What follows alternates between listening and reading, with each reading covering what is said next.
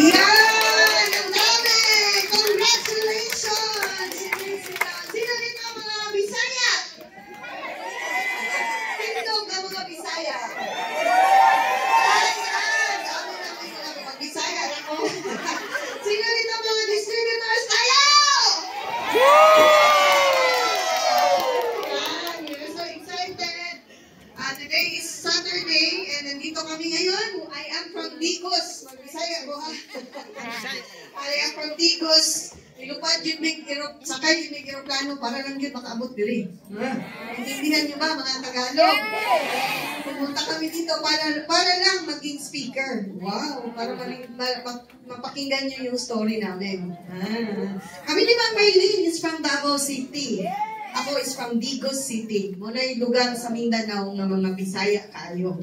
Okay. So, paano ako na parito dito sa Lifestyles? Actually, matagal na ako. 2011, I started back with Lifestyles. Nakilala ko na yung Intra in 2003 dahil sa sakit ng papa ko. Nagkaroon siya ng cancer. So, that time, na-introduce ang opportunity. Pero hindi ko sineryoso kaagad yung business. Kasi mag-galing to physical therapy, ang tanging pangarap ko at ng boyfriend ko noon is mag-abroad.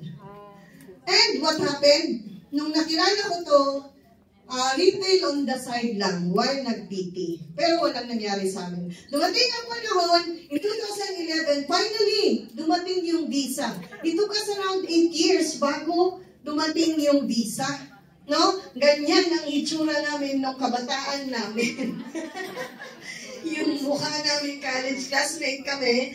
Tapos, noong 2011, yan, yung mahaba ang buko. Yan yung pag-start namin uli. Nung dumating ang visa, saka pa kami nag-decide na i-turn down yung opportunity at magla-lifestyles kami. Kasi una-una, hindi ko alam na ganun pala, hindi pala kami magkasabay magpunta ng US. So, takot ako na baka yung asawa ko dahil gwapo siya, delikado na magkahiwalay kami. Sino dito ang may mga gwapong asawa? Okay lang. In short, takot kami magkahiwalay kasi hindi ako sanay na magkahiwalay. So, talagang ang hirap, no, pag magkalayo. Mahirap nga kahit magkalapit. Diba? Lalo na pag magkalayo. So, tinurn down naman yung opportunity, ginawa namin ng Lifestyles, at dahil nag-Lifestyles kami, ganito na itsura namin. Mag-iba ang itsura pag may pera ka na. Woo! Sino dito ang gustong magkaganon ng itsura? Na magbago talaga ang itsura pag may pera? Okay, so, ano nangyari sa amin? Dati kami nagmo-motorcycle, no? For 10 years. And dito namin nakikita na pag tutuhanin mo talagang gawin yung business, seryoso ka, yung sasakyan na yan ay naging posible. In 7 years time, meron kaming 3 cars. Sino din ba ang nagmo-motor noon? Na nagka-car na ngayon? Sino dito na ngayon nagmo-motor pa rin? Na ilang years na nagmumotor. May pag-asa kayo dito sa Lifestyles. No? Magpaturo lang talaga kayo. And what happened?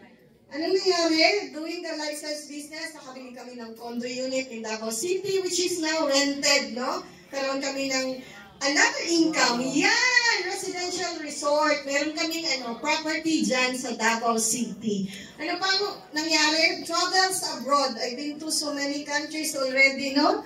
Di ko akalain na ang pagla-lifestyles ko is a way na makapag-travel kami in different countries. And we are so excited because not just dito sa local travels, dami na namin napuntahan sa whole Philippines, no? Around the world na. Ano ba nangyari? I've been to Europe, no? Hindi ko akalain mangyayari to sa akin. So, buti na lang talaga. Salamat kay Lord dahil sa sakit ng papa ko, napunta ako sa Lifestyles. So, kung kayo nandito ngayon na wala pa kayong sakit, huwag nyo nang hintayin na magkasakit pa ang pamilya nyo bago nyo gawin ang business. No? So, travels around the world. Dami, hindi ko na kaya itong isa-isahin, no?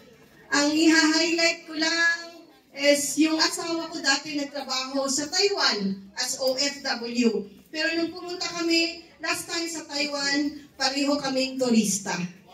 So, iba talaga ang nagbibigay ng lifestyle opportunity. First time namin nag-travel sa Hong Kong with our family, kasama yung anak namin. We went to Singapore, and this December, we're going to Tri-City. Tri-City, no? Pupunta kami ng Vietnam, Cambodia, and Thailand. No, isipin nyo kung hindi kami nag-lifestyle, saan kami? Sa pamasahe lang papuntang Davao at ng Digos, ay ng Manila, kay hirap isipin. Pero dito, kaya mo nang gawin yan. Yes! No? Pangarapin nyo lang, gawin nyo lang talaga ang nararapat, i-share nyo lang ang opportunity. Travels around the world is not impossible. It's all possible. Yes! Woo! Grabe. Na-excite ba kayo? Yes! Ito ang pareho sa amin. Na hilig magala. Yes. Ang sarap magala pag may pera. Yes. Pero pag walang pera, hindi kaya ma-imagine. Tama? Yes.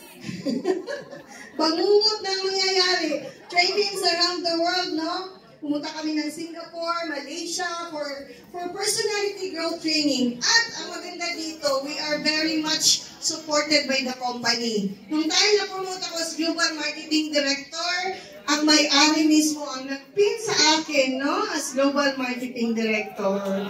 Ganun ka-honored sila pag na-promote ka to GMD. And that's the reason why, actually, yung anak namin na nag-iisa, product ko siya ng Intra.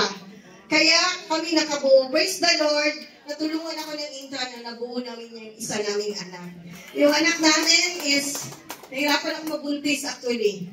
And lo and behold, natulungan ako, nagkaroon ako ng hormonal balance, and that child is Intra boy who is talented, matalino at gwapo. Pag nainom yung mga anak nyo, tatalino talaga yan. Yan.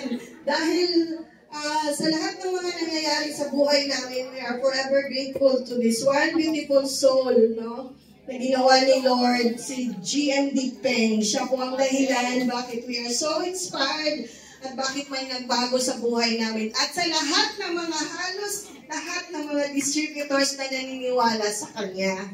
No, we are forever grateful for her and Ma'am Pete. And ang sarap po ng kitaan dito sa Lifestyles, hindi mo pwedeng isolo. Dahil may pera ka na, you have the opportunity to share to others who are in need. Yes! Meron po kaming charity work. Kanina lang, kakachat sa akin ng aming teacher.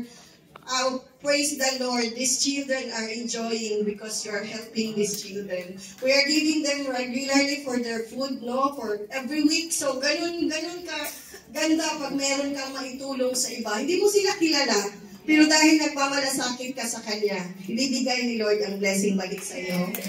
No? So, madami yan sila. Madami yan tinutulungan namin. Hindi na namin mabilang, no?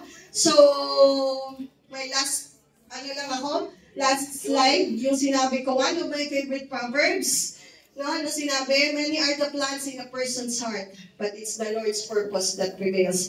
Ang dami niyong plano sa buhay, hindi niyo pinanong pumunta dito, but napunta kayo dito. May purpose si Lord. Gusto niya mapakita ang opportunity sa inyo para maging blessing din kayo sa iba. With that, thank you, and to God be the glory.